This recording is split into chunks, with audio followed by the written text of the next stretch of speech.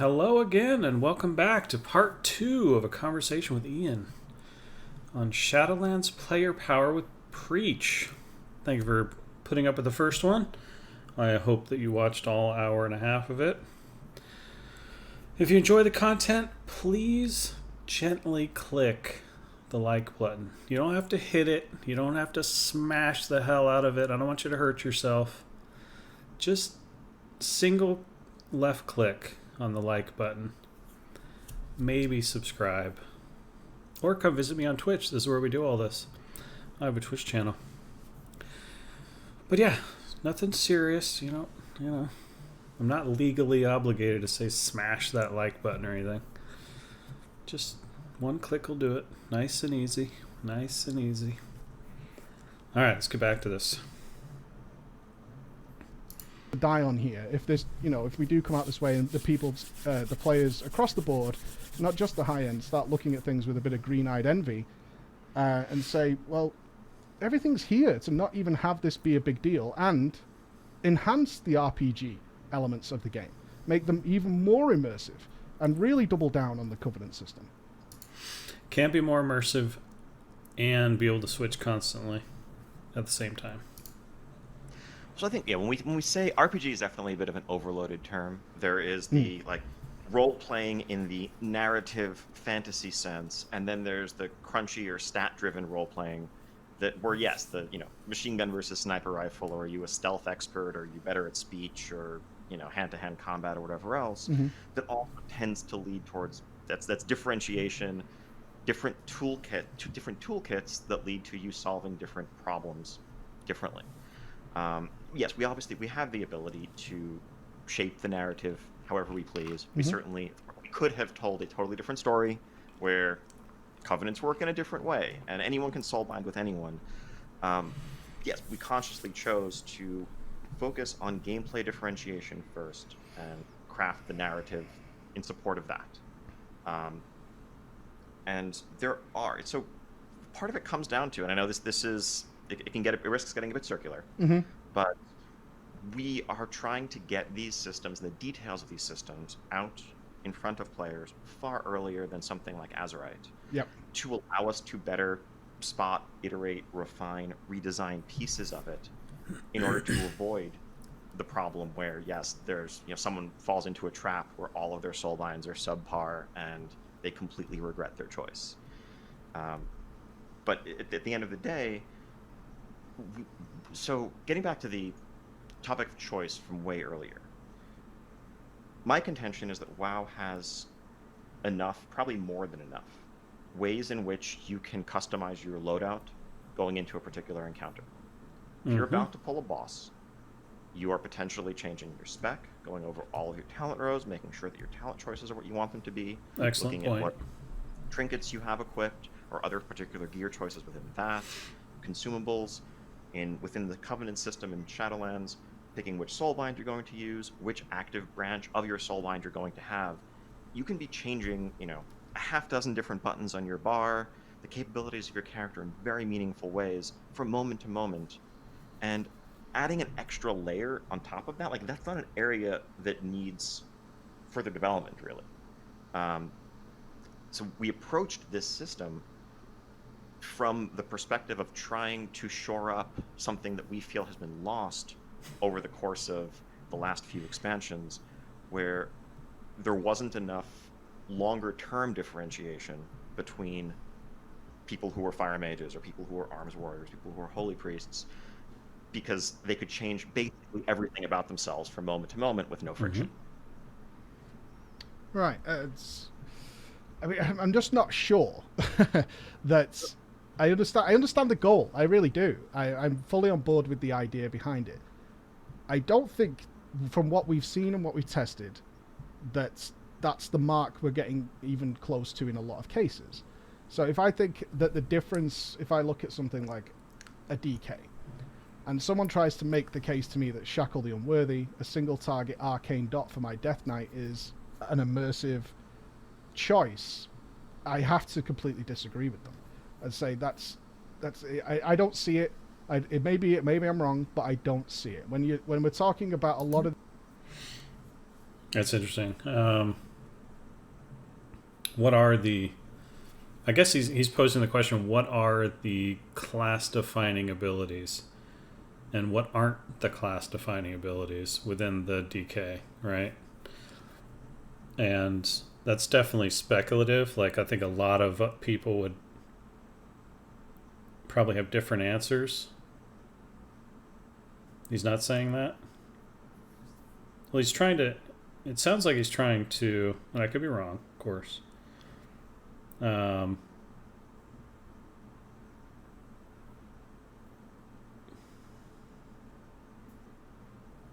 I know. I realize that. Yeah, he's disagreeing with the idea, and he's trying to... Oh, you're disagreeing with Aaron. Okay. Oh, right, okay. Should have put a cap. Kappa at the end, yeah. Thank God for Kappa, right? But yeah, he's trying to define or come up with what is class defining, what you can sort of do with or without. What's an extension? Like the big talent choices are, the gold medal talent abilities, the bottom of the trees, if you will. Like, is Mortal Strike class defining, right? Or is it arms defining? Is Titan Script class defining, or is it Fury defining? It's definitely some tricky area to argue, because everyone's going to feel slightly differently. But at the end of the day, something has to be an ability that's only available to arms, something that's only available to Fury, right? And then there's that's what creates that identity, right? That you're different from the guy next to you. And then that only becomes meaningful if it's a choice that can't be undone immediately, right? Can't be switched immediately. Those things are, connected. These spells, and I think we really need to bring up the issue here, which is quite clear on its own. Like, we're talking about, maybe you're talking about the balancing system, and we want to try and get it right, and that was exactly the same comment that we had with Azerite armor, which never worked out throughout the entire BFA, is that we... Yeah, I don't think balance should be part of this discussion, right?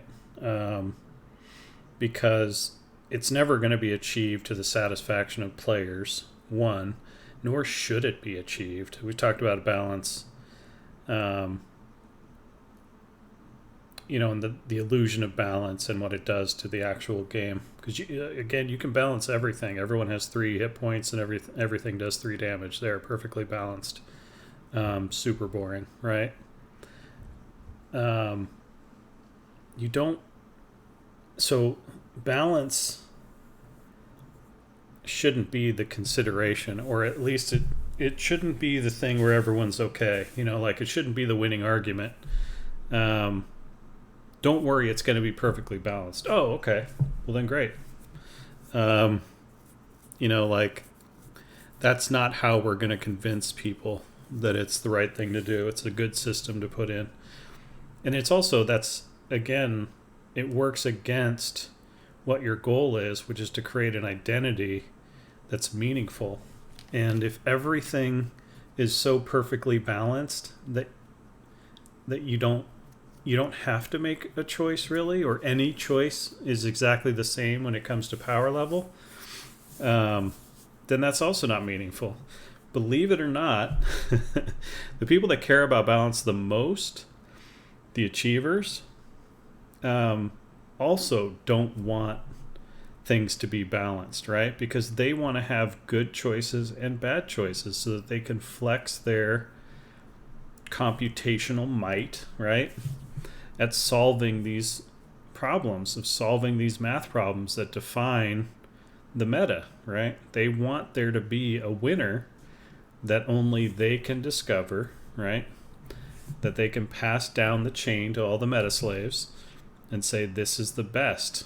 You should take this, right? I figured it out, right? And that implies an inherent imbalance in the systems, right? So, again, it's like I read a lot of this as I don't want to do the work, right? I want you to make it so I can very quickly try everything and come up with an answer, as opposed to a system where I'm going to have to put in 20 hours of work to try everything, or more potentially, to try everything and figure out what the best is, right? But I see that as a welcome challenge to all the hardcore people, right? All the hardcore people that are truly interested in defining the meta for the upcoming Shadowlands. There's sort of no task too great, right? They're willing to go rank 14 on this stuff, right? And figure out what the best combination of everything is, right? And they love being one of the few people that do that, right?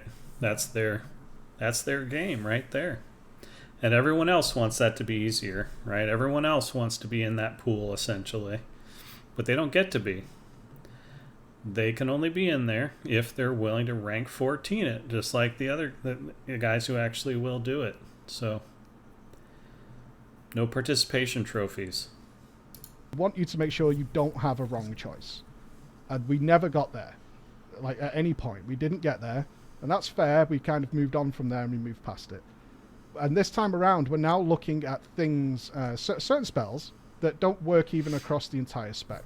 So if you look at Primordial Wave for a Shaman, Mirrors of Torment for a Mage, those are spells that actually, Mirrors of Torment, for example, doesn't have any real practical use during the leveling experience. So you're likely to not think that's particularly good. Yet watching Zaryu last night test it out with Venruki was amazing. They were using it so well. Those players are going to be like, oh, that's actually really good. But while I was leveling, it was garbage. And now I'm a Shaman, and I think you still play a Shaman. So if you look at Primordial Wave, for example, pretty cool for your main spec, which is Resto. So I'm going to commit to that.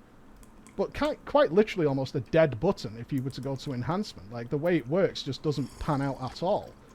And we're looking at these scenarios and saying, well, we'll tweak this and we'll tweak that. And I understand that we can do that. But we're midway. Dead buttons are okay. I'll say it. This is another thing I actually think a dead button that you pull out once in every 20 gameplay encounters, a dead button, is actually preferable to one you think you need and never use and has to be on your bar at all times, right? So there's buttons that you are always going to press. Then there's buttons you think you're going to need and clog up your bar and you don't actually use. And other buttons that you know exactly when you're going to need it. And it's either on your bar for this run or it's not. And I prioritize that last one over that middle one, right? And so every button being raid worthy, I think is another problem of retail. I think it's okay to have really specific narrow use toolkit type of buttons that you can, heading in, you head into specific content knowing that this is a good pull. This is a good place to put this ability. Good time to use this. What is an example of a good dead button? Yeah, so obviously in my description of those things, dead is not a correct definition. Dylan! You son of a bitch. Thank you, Typhus, for the follow. Yeah, so you could say Sentry Totem, right? Dead button. If you're a raider, right? Not really going to use it. But yeah, narrow use buttons. Exorcism, totally dead if you're, not fighting any evil stuff, right? But every once in a while you get to pull it out, put it on your bar, and go to town. It feels great. Makes you feel special. Totally different kind of mechanic than you're used to. Makes you feel great. So, yeah. Through the year now, we obviously want Shadowlands to be out this year. And it's a case of like three things here for me. One, it looks like these spells don't actually provide that level of immersion compared to what potentially could be there just through straight storytelling. And I think a lot of people feel that way. It's like they look at some of these spells and like, well, it's a slightly green sword for Necrolords, right? For the Paladin, it's a green, it's a slightly green hammer. Am I now immersed and feel the might of the Scourge throwing through me? Not particularly. But some of them are really good. And then how much of a sacrifice are you guys willing to make to people's gameplay to really force this in? Touche, because we haven't, like I say, it's not like choosing a class. Like a class comes with 3 specs with whole spell books worth of things to play around with. They all work differently. They have 3 talent trees amongst them, and they're all mixing and matching. You get so much when you choose a class. And I've heard you mention this is like a subclass, and I'm like, is a subclass really 2 spells and a passive? Because in no other game, I don't think we would get away with. Yeah, I think he's missing the point here of subclass. I think subclass in Ian's mind and in my mind, again, as sort of a designer, it's an extension of a permanent or largely permanent choice that you're making and appending onto your character, not in the quantity or power or anything about like that of the abilities that are being granted because of this whole section, right? So again, it's about identity. It's about meaningful choice, where it falls on that spectrum of I can change it any time like items versus I can't ever change it like class and race. That, and it feels like if we were going full immersion, so they were a subclass, there would be. And again, like Preach always looks so perplexed. Yeah, like again, it's so difficult sometimes. Like the ideal world here is Ian in 1 hour, 56 minutes and 34 seconds is able to train Preach up to the point where he's a competent game designer, right? And then can understand all these concepts from the point of view of a game designer who has a lot of knowledge and understanding of, not as a player, right? So Preach is knowledgeable as a player, but that's a very different thing than being a game designer, right? So to properly convey some of the stuff that Ian's trying to express, the audience, in this case Preach, has to have some game design chops, otherwise they're just not speaking the same language. Ian's got different goals. He's trying to accomplish different things, and Preach wants what he wants as a player for the game that he loves, and never the twain shall meet, right? So it's really challenging to get this communication, this interview to go well, right? More in terms of the gameplay side, and it does feel like we've not quite got there yet unless you have more things planned. Sure. I mean, so subclass is more of that's the general vibe. Clearly it's a tiny fraction of what a class offers. I mean, using analogies to other games, if you think it's just a player as well, like an Ascendant, you might pick in that. I don't know, he sounded more like a designer every minute that goes by. Game is technically a vague form of subclass, even though it's just a few passives, but they can be pretty transformative. So I think when we talk about immersion, yes, for some people, the thing that draws them to a class or to a covenant may just be like the visceral feel and the fantasy of pushing an ability using a button. But that's kind of the overloading of the term RPG. It's I think a lot of people, you hear RPG and you think of somebody LARPing in a field, but it also could be I want to specialize in this strength over that one. Is my Death Knight going to be stronger at single target damage than Death Knights of other covenants? Not necessarily massively stronger, but marginally stronger, to the point that I might, compared to the other Death Knight in my raid group, outperform them in some ways. If there are specific role assignments, someone needs to tunnel the boss versus someone peeling off to handle ads, that might be something that you or your raid leader take into account in figuring out how your group in particular is going to approach. That's an interesting comment, K-Dog. I don't know if that was directed at me specifically or just developers in general, but that can be a thing. And but here's the distinction I'll make: the gamer isn't too dumb to know what they want. That's not where the breakdown occurs. The breakdown occurs because what the gamer wants isn't also what's good for the game, right? Because again, the game designer has to care about the integrity of the game, whereas the player only has to worry about his own experience, right? He doesn't care about the experience of everyone else playing unless they're within his, power group, right? Or the group at which he's, trying to have fun within. So, and that's where the breakdown can occur. Solving a problem. Like, those are the sorts of things that we think about and that I talk about when I'm saying RPG customization. When something is completely flexible, when you can change your loadout That sounds for like the a Blizz situation, motto. as you and so many others point out, there is a right answer. And that's something that, it might be not known immediately. The very first guilds to crack the puzzle will try different approaches, but it gets solved.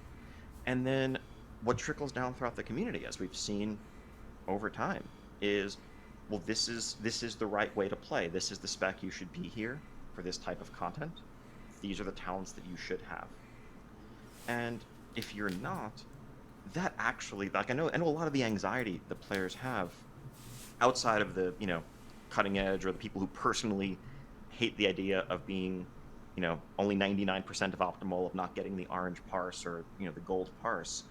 The anxiety people have is the imagined just fear that one day they're going to apply for a group, get asked what their covenant is, they're going to say Venthyr or Kyrian, and get declined and told no thanks because you picked wrong.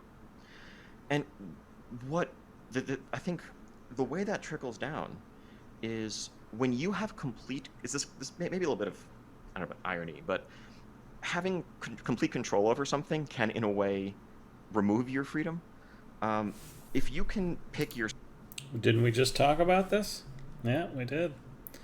It might have been between the videos, but I was saying basically not being able to change something gives you the freedom to play the way you want, because as soon as you can change it whenever you want, everyone else has control over you, right? So I'm happy once again that he identifies this and speaks about it. So spec, if you can pick your talent with no restriction, then when a pug leader or someone is evaluating you and asks, well, are you fire or frost for their Mythic Plus group? Well, if you say you're not fire, they probably just... Hey Kevin, hope all is well. thank you, Elemental Geek. Thank you for the 8 months. Yeah, things are good. Hope you're well too. Or assume 20 different things about you. Like, well, you must not be someone who cares about performance, because if you were, you'd be fire. You probably don't know a whole lot about the game in a bunch of ways. You're probably someone who's going to stand in a lot of mechanics, and you're one of those weird people who prioritizes, personal fun and the feel of your abilities over big numbers and big pulls and timing keys, and so decline. Ooh. And that's unavoidable to an extent, because people are based on, trying to make judgments based on limited information among a pool of applicants, whether it's a pug leader or someone trying to figure out who to bench.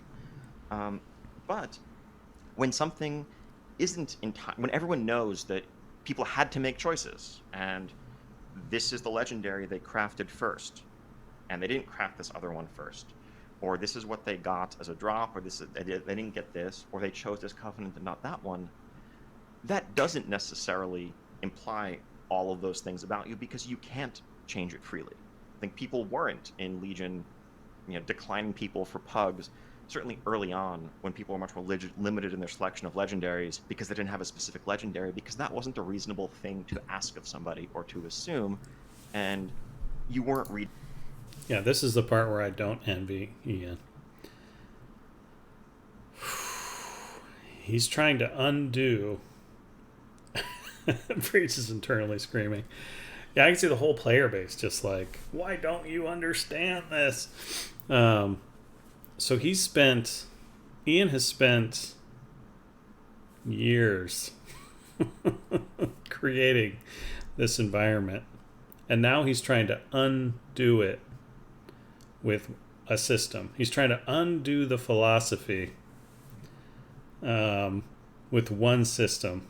And he's drawn that line, right? He's drawn that line in the sand. he's taken on all comers, right? So he's trying to fight his way out of this corner that he's painted himself into. And it's, oh God, it's such an unenviable task. But again, it's like, is that what you want? Is this what you want? Because this is what we have, right? And I hear so many complaints about, meta slavery, right? And the other thing you hear all the time is how esports is ruining the game, right? This is totally clear. This is totally, absolutely, 100% clear.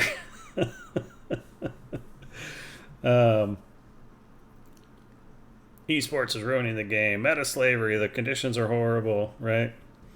But this is one of the ways out of it, believe it or not. What Ian is proposing, what he's trying to create is to try to alleviate this problem. And the player base is resisting, right? Which, again, I understand because you've gotten comfortable, right? This is what you know. And, again, the retail audience, the people that are left, like what they have, right?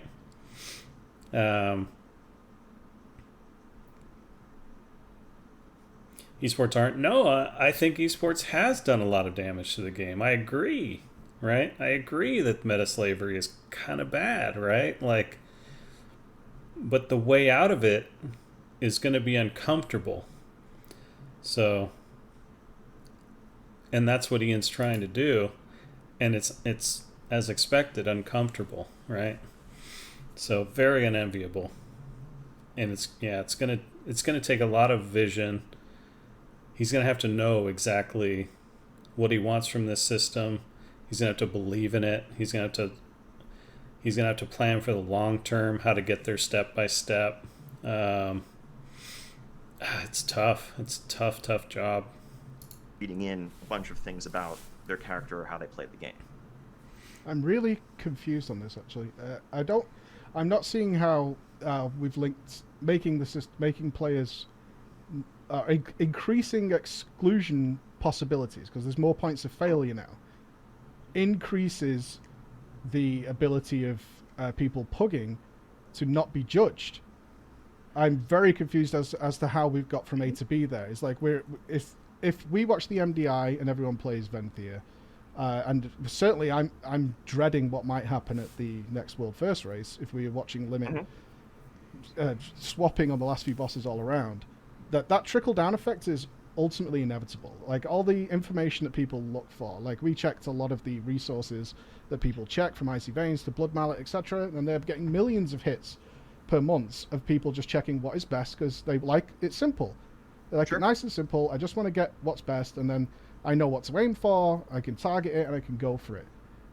I'm really unsure as to how creating fixed exclusion characteristics, such as, we know, I've watched the stream, I've learnt this information, I've read a website, I've read Wowhead, and on there it says, hey, what's the Covenant situation? Oh, you're a mage? Well, your top one is going to be Necrolord for DPS, and then your worst one is going to be X. And then when it comes to the Pug world, who make their own rules, I certainly don't agree with those rules, but now we're going to a situation where not only is the class a problem, which is something that has been historically been the issue, where it's like, why would I take, say, a Windwalker? Well, Windwalkers are great. They're super fun to play. Yeah, but they're not part of the meta. I watched blah, blah, blah, and this information passes on. And now we're a Windwalker with or a warrior even with a covenant that these people consider. We've added another point of failure with the covenants, how that improves their situation instead of make it worse. Yeah, it's a fair point. This goes all the way back to Dungeon Finder, right? Like cross-server everything. Someone was saying in chat earlier, like when you have so many DPS applicants, you get to be a lot choosier. And there's a million deal breakers, or potentially, right?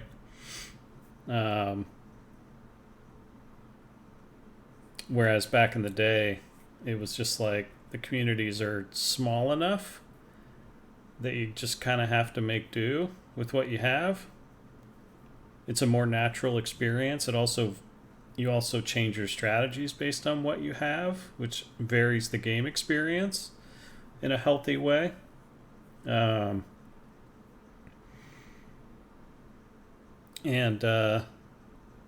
just a lot of advantages in not having cross-server stuff.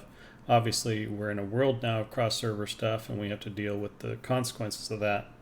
So again, it's a painful process of trying to undo that damage.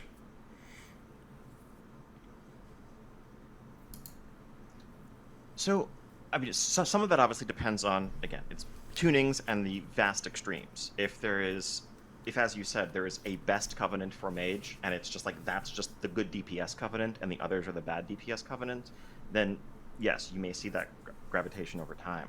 But if it turns into this covenant offers these advantages, but that covenant offers these different advantages that may be better suited to several raid encounters, but lots of good players are members of that covenant. I wonder if a good middle ground for Dungeon Finder is the first 5 minutes you can only see people on your server. I know that whole concept has gone away, right? Like Dylan, where people are even on servers. son But of a bitch. thank you for the follow. I'm gonna call you Chief. That's cool. Imagine if it stuck to your tight community, right?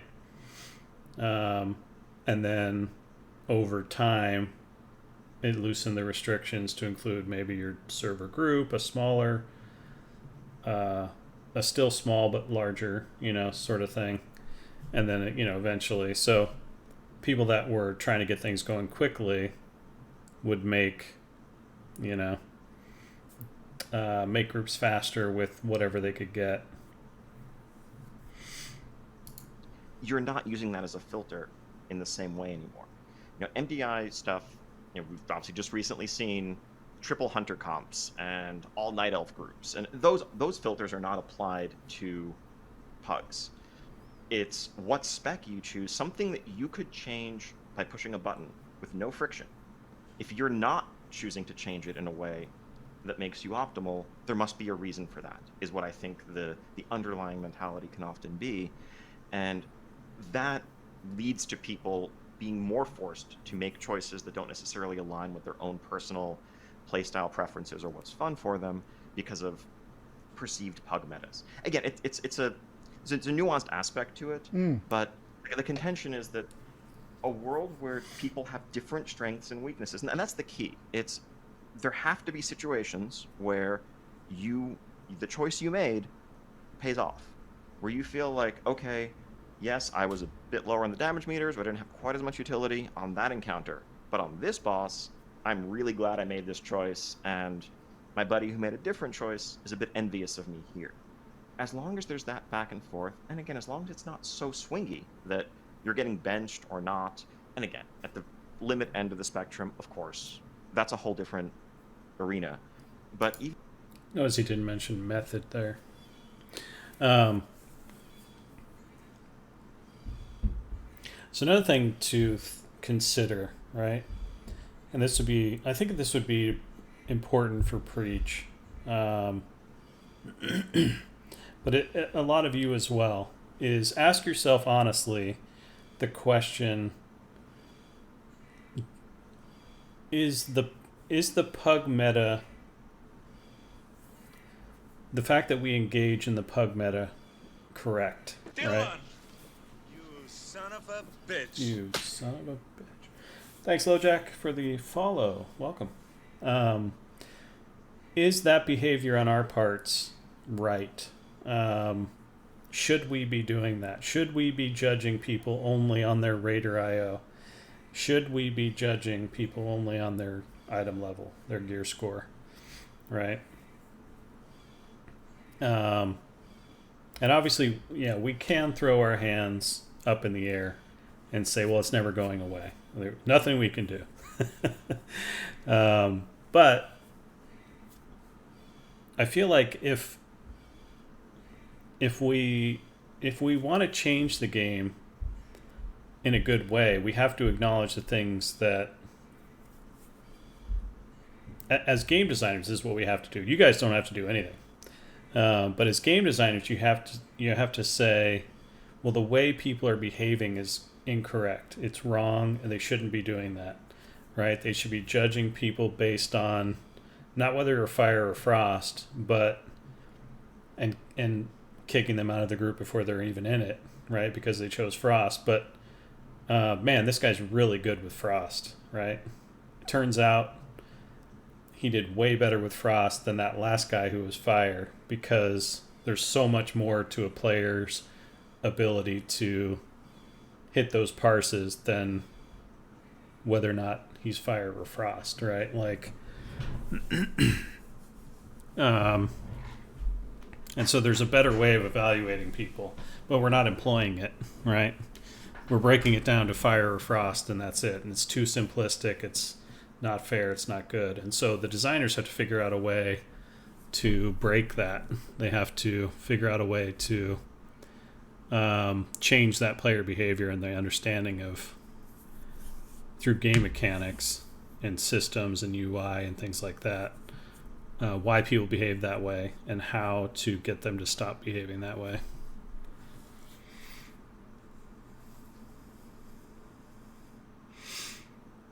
Problem is, fire right now blows frost out of the water for any content that matters. So again, that is on Blizzard. Not really. Again, cleansing. It's okay. It's okay that at the high end, for content that matters, there is a right answer. Because the people that are on that bleeding edge will do whatever it takes. They don't care whether it's fire or frost. They're just happy they figured out it's fire, and they want to annihilate everything with fire. So that's okay. That's, but the step below that, right? The step below that is the group that I'm worried about. Dylan! You son of a bitch. That's only the 1% that wants this. What do you mean by that? Wants this? Wants the way this works? I'm not sure what you mean by wants this. Again, I don't think the 1% cares one way or another. Want to complete content. No, I know everybody wants to complete content, but I'm willing to bet that it's a true statement to say that some people are better with frost and can do higher DPS with frost than they can with fire, because of their play style, because their knowledge, their timing, their skill, whatever it is.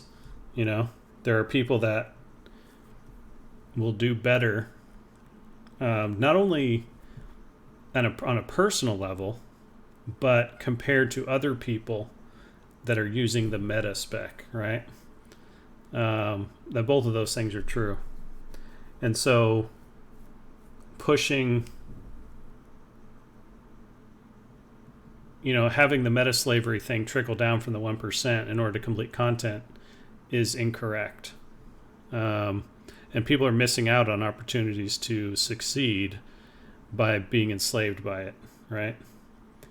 And so getting people to understand that will actually help them do better, right? To be able to complete more content is kind of what I'm getting at.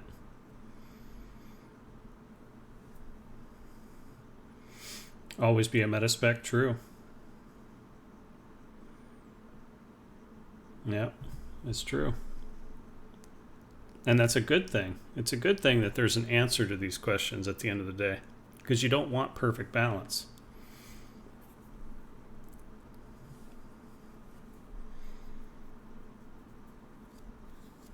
Yeah, who is a good player? That's the big question, right? In pugs, especially. How do we rate you? How do I make good decisions when it comes to recruiting guys into my pug? And people want a simple answer to that. And because of the speed of the game, how fast everybody wants to complete everything, they don't have time to try people out, right? Or if they do, it's a lot of false starts because a lot of people aren't willing to put up with an underperformer for more than 5 minutes because it only takes 5 minutes to start a group. So it's useful and a great tool. Don't blame the tool. How useful is it, though? Like, is Raider.io that useful? I mean, I know people criticize Ian and his profile because they say he's being carried everywhere, and they undermine his ability to speak on raid issues because he doesn't actually play the game. Right? So, how good a tool is it?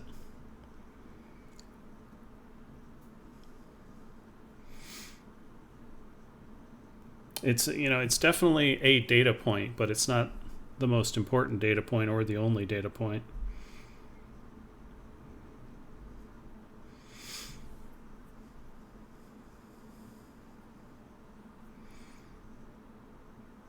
Even in serious, cutting-edge mythic guilds, some variation in strengths and weaknesses is natural and accepted, and people approach solving problems a bit differently based on their personal rosters. How many immunities they have, do they have more AoE or less AoE? Even if in the limit world, yeah, there is a mathable solution to that problem, you just class stack to perfect your comp. Having different solutions to problems is something that adds depth, frankly. Like that's a lot of what it boils down to. It's just, is everyone just painting by numbers and approaching every dungeon, every raid encounter, every matchup in the exact same way, or are they looking at... Yes. And some of that is, I've talked about the dangers of over design as well.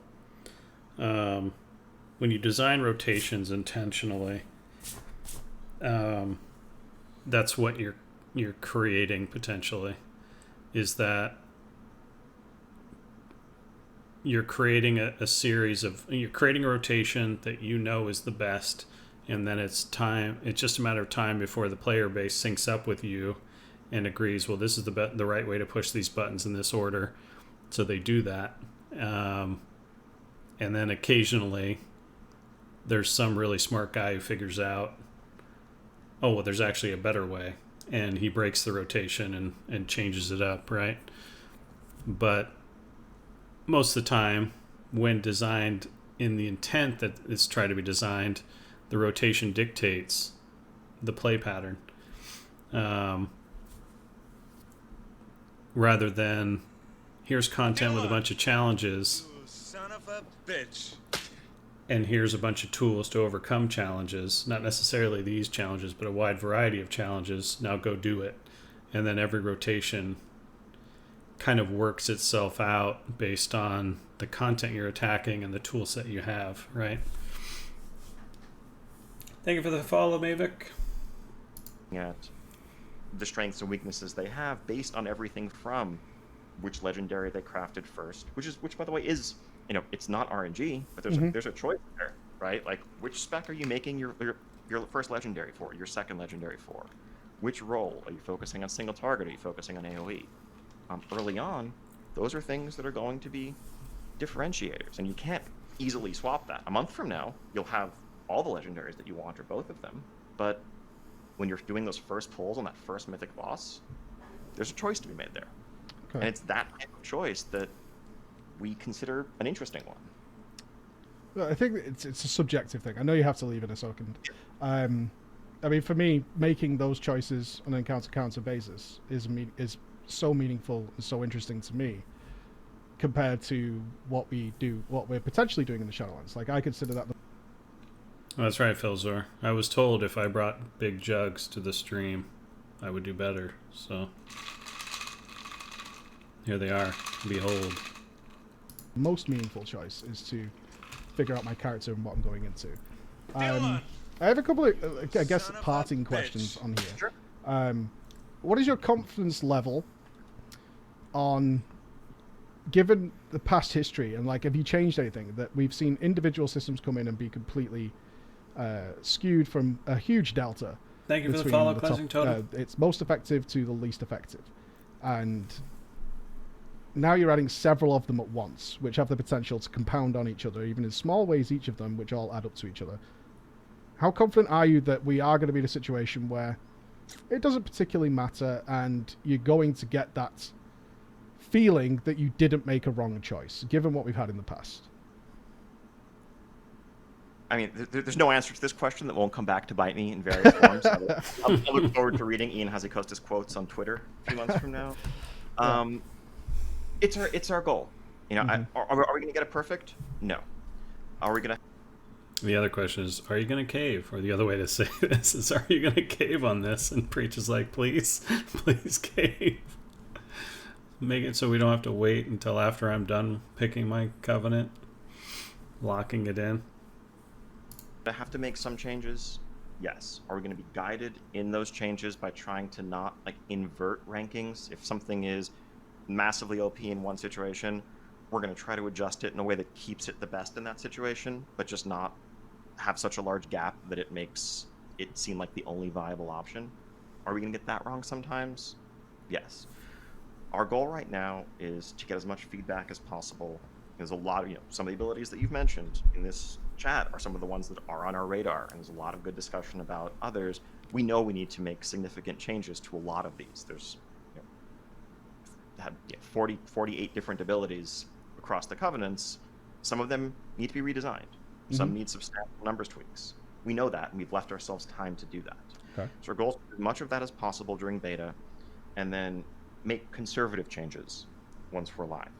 And if something's a bit out of whack, we probably lean more towards doing that in a patch in the next tier with a lot of advance notice so people can plan around it, versus you log in one day and the rules have changed out from under you in a way that you can't adapt to. Okay. My final question then before you go, just a quick one, is, I mean, internally, are you guys still thinking, knowing, and I think you guys do know, this is going to have... By the way, I'm upset that he didn't use this. This face for Ian right here. I mean, look at that face. It just looks so good. Oh,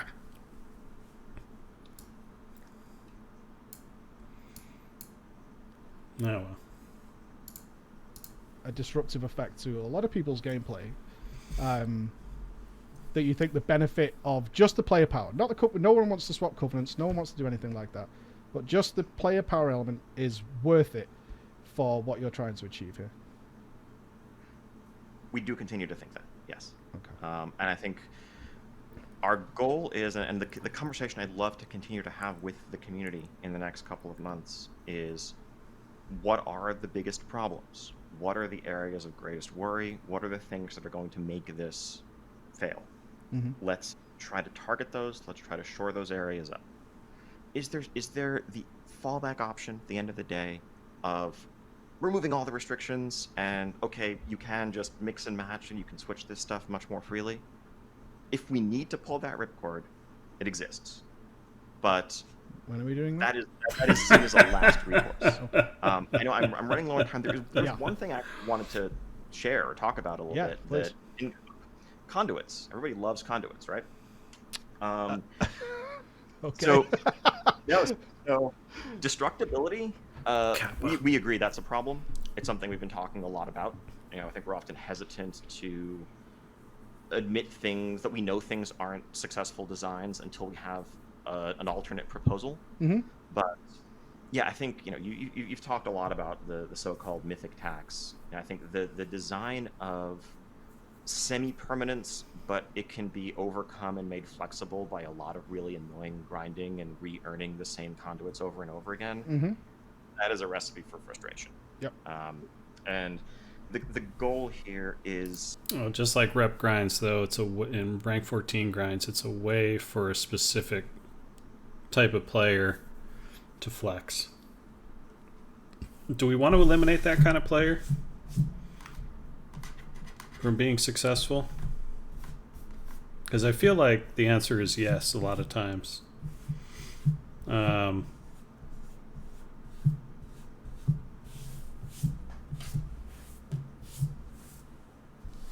That we'd all be happier if the guy who commits his life to, you know, acquiring achievements doesn't get to through just time alone, right? I'm not sure we want to eliminate that player. I'm just not sure. It's part of the core contract of the MMO. Time, skill, some combination of those is what gets you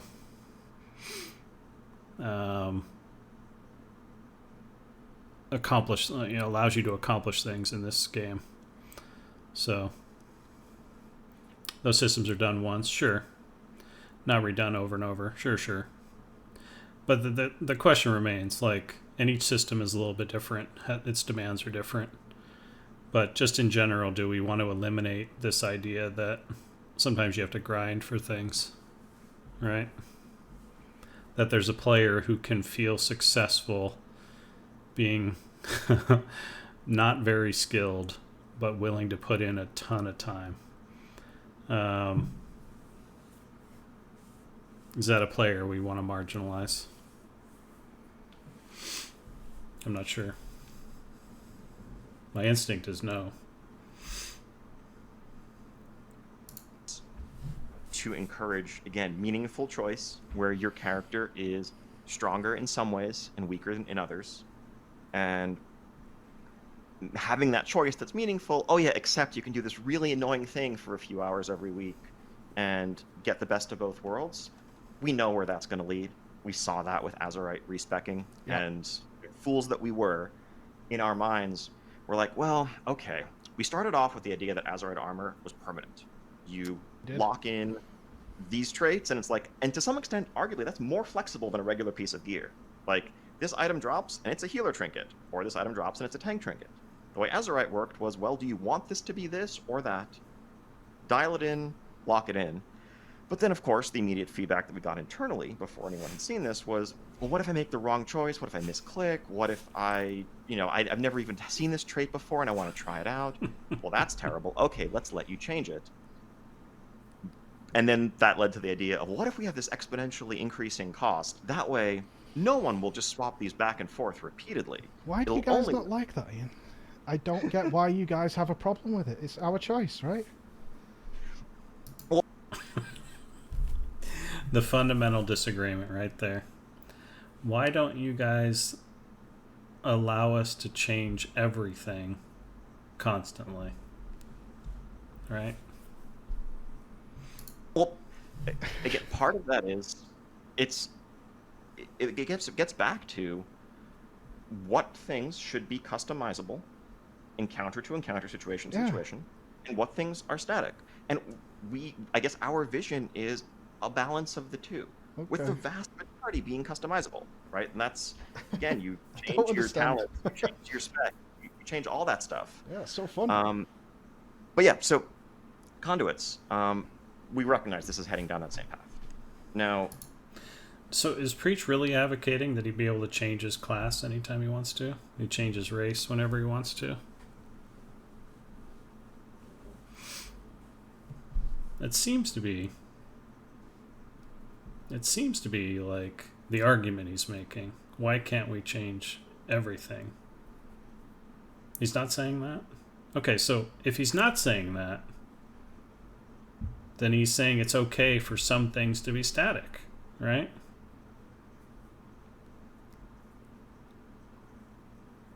And if he's saying that, then Ian's in the right to say what is static and what isn't. Because even after Covenants gets added, the overwhelming majority of systems are still in that you can change whenever you want. Right? They're in the loadout space. So, one of the only things left is class and race, right? that's static, and they're trying to make covenants close to static, but not quite. So, yeah, I don't know. We don't want to jump to. We've seen the discussions of, hey, just make them like essences, which again are exactly in that mode right now of something you can pick per encounter, because that's a whole lot of extra stuff. It's basically, okay, before every encounter, you are now, in addition to talents, in addition to your spec, in addition to all of this, evaluating which of these many different conduits you're going to activate in each of these nodes. The game doesn't need more of that. And so we're trying to think through some middle ground where it is a semi-permanent decision. You have flexibility, but you can't change it from boss to boss. You can't, change it from dungeon to dungeon. But there isn't some overhanging tax or penalty or just really annoying thing that you're going to have to do, because we know that if that's an option, you're going to do it for the sake of optimality. So we don't have a solution to announce yet, which is why normally we'd be such a build-up. Yeah, that's like normally we don't talk about stuff until we have a solution to announce, because it's frustrating. But I just wanted to make it clear that we're not going to go live. Everyone is so excited. I can feel them shaking know, around the world. Not looking at He's about to say it. He's going to say it. I can only imagine. Yeah. Sorry. That's okay. We're not going to go live with the destructible conduits as they are now. Okay. We know there's some fundamental flaws with that design. Player power has felt like it is in the category of things that should be static. Yeah, and over time, more and more stuff, right, has changed from static to non-static. Like, even if you considered talents to be static, in vanilla, that has changed over time. The cost being relatively less and less, and then all the way to you can switch them between fights, right? Static meaning permanent. Sorry, static's not the right word. Permanent. And talents were never permanent, but they had a high enough cost at the beginning of the game that they were considered unchangeable, right?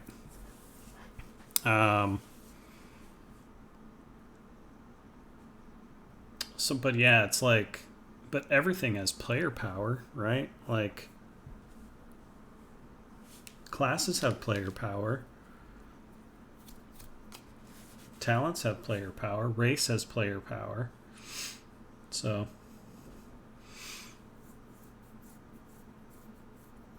yeah, and I'm not attacking Sneaky Bart. I'm not I'm not attacking you for agreeing with the sentiment. It's actually a really good point to make, that trying to see inside Preach's mind. And a lot of people agree with him. I bet a lot of people here agree. And again, that's the game that retail has become. So when I did that intentionally earlier in the previous video, talked about putting on my achievement-minded game designer hat, because that's kind of what retail has become over the years. It's very, very focused on player power and parses and meta slavery and all that stuff. This is the result of changing the game to the point where what matters is progress, right? And accomplishments or achievements. This is all to be expected, but how do we make that a better game? How do we make retail a better game within that framework, rather than what I've traditionally espoused, which is how do we make retail more like classic, right? Which, again, I'm not necessarily convinced that's the right approach, right? Like, what to do with retail is a huge question by itself. Do we make it more retail-y? Because the only people left playing are people that love retail? Or do we make it more like classic, to try to bring back some of the people playing classic to enjoy that a little bit more? That's a really tough question. If retail players want classic, they can play classic. Yeah, but classic doesn't have new content, so classic players want their cake and eat it too. So it's a really tough choice. It's a really tough problem. Or at least TBC, yeah. But even then, there's no new content. Classic BFA, that's right. It is a super hot topic of internal conversation. Okay. Well, thank you very much for your time. Hot. It was great to actually do this, and it's been amazing to see how different it has been with the Shadowlands. I said it's the same thing to Morgan, is having opportunities like this just to see where things are, and also the interviews we've had. Not just with myself, everybody around the community, and getting involved, and looking at what you did with enhancement with some tweaks has just been incredible. And we look forward to more class design. Obviously, Shadow Priest and things are still waiting with bated breath. Yep. Yeah, you've heard a thing or two. So I really hope you guys continue on with this. Apparently, I have a lot of people saying, when's the next beta wave? I mean, ongoing. I think, we just got done with the last one. But yeah, I think basically every week from now until the end of beta, we're going to be continuing to expand the invite pool. I mean, really what we're looking at on our end is just server concurrency. We know there's a lot of people who jump in, log in once, say, okay, cool, Shadowlands, and then log off and they don't come back. Then there's others who are really testing seriously. We want to keep a certain level of concurrency, and we're going to keep, opening up that spigot to keep the servers relatively full as it takes. Okay. So no date, but soon-ish. Yep, basically, like every a week weekly it'll be a rolling process. Yeah. And you've been super consistent with that as well, so that's awesome. All right, thank you very much for your time, Ian. I hope we can do it again sometime. Absolutely. Likewise. It's been a pleasure chatting. We look forward to the raid testing as well, so have a great day. Likewise. Take care. Have a good night. Bye-bye. All right, ladies and gentlemen, that is the end. Say what a wanker. What a Like wanker. I say, it was very much a case of not an interview style, more of a conversation, which is probably different than what you guys are used to. I think we got most of the way through that. And no doubt many of us don't agree with everything that was said, but I tried to press as much as possible. I hope you're okay with that. I'm just going to have a have a drink, stand up, and then we'll chat about what we talked about and what we heard. There's also links. If you missed any of the interview, there's links up on Wowhead. Ketsuki, like a star, has linked to this as well if you missed any of our talking points. But I hope I did you proud. I know a lot of you were expecting something pretty special. I was doing our best. But I'll be back in a couple of minutes and we'll chit-chat about what's going to happen. All right? Back in a moment, guys. Something a little special. I don't know. Was it special? Alright, guys. Thank you very much for watching. That was part 2 of the interview. Again, just gently click that like button. Just one single gentle left click. That's all I need. If you enjoy the content. If not, scream at the computer, tell me to get lost, and we'll see you around. And the VOD is also, the whole VOD of the entire VOD, including the break where I ate and chatted with chat, you can also watch on my stream if you catch the video soon. But if not, yeah, just come by and say hello on Twitch if you like. Subscribe if you're excited for more content. And thanks very much for watching. I appreciate it. Again, this is Failure Analysis. My name's Kevin Jordan, and we'll see you next time.